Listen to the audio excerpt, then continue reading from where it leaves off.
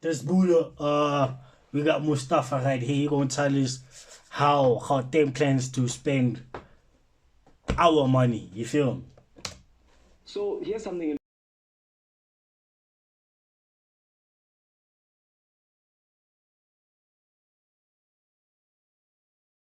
So here's something interesting.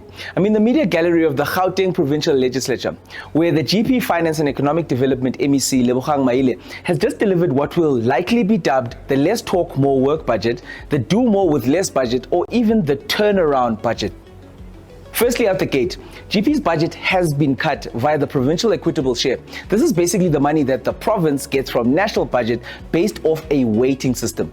Now, it would take too long for me to actually explain that. Rather Google it or deep seek it. So with that said, today we're going to dive into the money around GP, specifically the Gauteng province's budget. We're going to look at what's happening with the economy here and how that affects you. So Gauteng's budget for the next 3 years is a whopping 527.2 billion rand, half a trillion. That's a lot of money.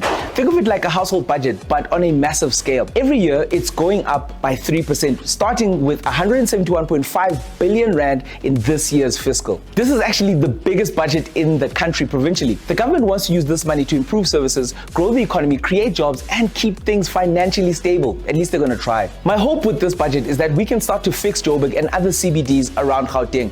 That's what parts of this budget are actually promising. Fixing GPs in the cities, dealing with the crime and making them more cleaner and more livable.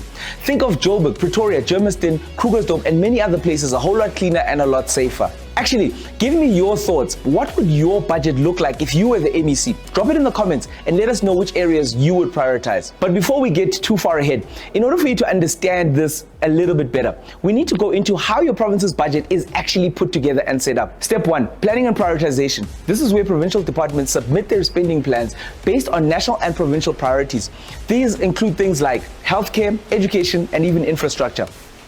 Step 2, public participation. Your view actually matters. Public hearings and consultations are held throughout the province to gather input from communities, civic organizations, NGOs, and even businesses. This ensures that the budget reflects the needs and the will of the people. Every province actually has to do this. Step 3, revenue estimation. Have you ever wondered where all of this money actually comes from? Well, provinces rely on national allocations, like I've said, provincial taxes and other sources to fund the budget. Accurately estimating revenue for needs is crucial. Step 4, budget preparation. This is where the provincial treasury consolidates all of the department's plans and revenue estimates into a comprehensive budget document. This includes detailed spending proposals from stakeholders and portfolios. Then step 5, legislative approval. The provincial legislature behind me has to debate and approve the budget. This is where elected officials have to scrutinize the proposals and make amendments if there is a need. Step 6, they've got to start implementing. Once approved, provincial departments start to spend the money according to the budget, not how they feel. Regular monitoring and reporting ensures that funds are effectively and efficiently used. Step 6, we've got to be accountable. The Auditor General audits the provincial spending to ensure that transparency and accountability is there. This helps prevent things like corruption and the misuse of funds. And that's kind of like the gist of it. Quick one, have you guys ever actually checked out your provincial treasury's websites for things like a detailed budget? I actually think that it's important that we all know what's going on and how the money is being spent. Now, with that said, Gauteng is a huge player in South Africa's economy and it needs to be treated with purpose. It actually makes up 35% of the entire country's money. Think of Gauteng as the economic engine of South Africa. But things aren't perfect here, nor are they rosy. Our national economy grew by only 0.6% this year, and we're hoping that it'll be 1.7% next year. Gauteng itself is doing a little bit better, but we're still facing some big challenges provincially. Now, one of the things that MEC Lebogang Maile highlighted was that we've got things that are hanging over us, like the debt from e-tolls. Remember those things? They're still around. And the other things that government is looking to spend on, like wages. Wages are like 60% of the entire spend. Plus, there's a worry about the province running out of cash in the next couple of years, but it likely won't happen. So there is now a need to be a lot smarter with the province's money. Hence this being the doing more with less budget. They've just got to do that. Now, to fix these problems, the government has some key plans. First, they want to rebuild the economy. They're focusing on being more aggressively careful with the money. They're going to look at things like safety, like crime, and they're also looking to budget a little bit better themselves. they also need to bring in more money. Think of it like this: if your household income isn't enough, you need to find ways to earn more money. The government's doing the same thing here. They want to make sure that they're collecting all of the money that they're owed. They need to stop any money from leaking, and they need to find new ways to bring in money. That brings us to 800 billion. Why 800 billion? One big way that MEC Maile and the GP Treasury are trying to source new investment into the province is via the Gauteng Investment Conference. They're aiming for 800 billion in investments over the next 3 to 5 years, with 300 billion rand hopefully this year alone. At this conference, they're looking for clear and straight commitments. They're looking for investments into things like technology, green energy, the internet, communication, building roads and bridges, factories, and also helping local businesses in the township. Now, one major project that's in the pipeline is the new railway link between Gauteng and Limpopo. But where is this money going to come from, and where is it going? Look, the biggest chunks go to education and health, about 69 billion and 66 billion respectively. The MSC says this is their way of prioritizing the well-being of the people of Gauteng. But when we look at other things, roads and transport is going to be getting around 9.7 billion rand. Housing is going to get 5.8 billion rand. Another thing is that the province is also investing in things like social development and also making government services a little bit smarter.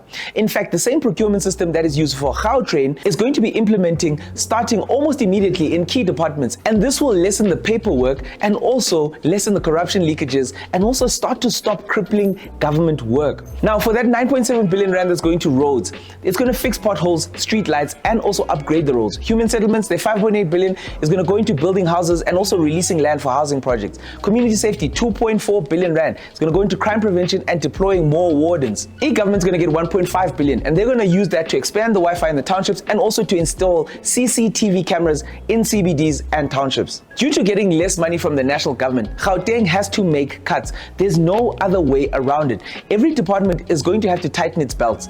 They're also going to be tested to be a lot more efficient. This means making sure that they're getting the best value for their money when doing things like buying supplies, and also keeping an eye on how much money is given to non-profit as well as civic organizations.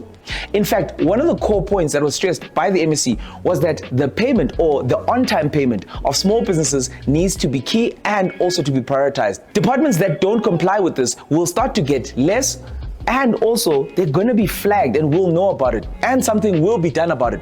This I fully support. How can you say that you're for small businesses when you're actually trying to cripple them by not paying them on time? Now, going from small to big, the Gautrain is a big deal, and it's also set to get a big upgrade. The current contract ends in 2026, so they're planning a new partnership with a private company to run and maintain it. So my fellow Gautengers, in a nutshell, Gauteng is working hard to balance being careful with your money while still investing in growth. They're focusing on health, education, and partnering with the private sector, and also trying to find money in new and interesting ways. And with the G20 summit already here, they're hoping to show the world that Gauteng is a major economic player. And what do you think about all of these plans? Let me know in the comments. Join the conversation. Let us know what and where you wish your money was spent. Thank you for watching this video.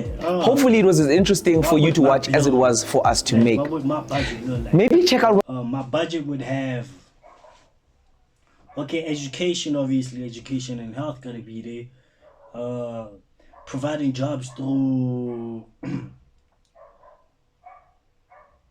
policing and all that, you know what I mean, to increase security within, because Gauteng may be small, but it got so many people in it, you know what I mean. Oh man, I'm gonna have to look into the budget properly, you know what I mean, and study it properly and see, you know what I mean, and see what's up. That's Buddha.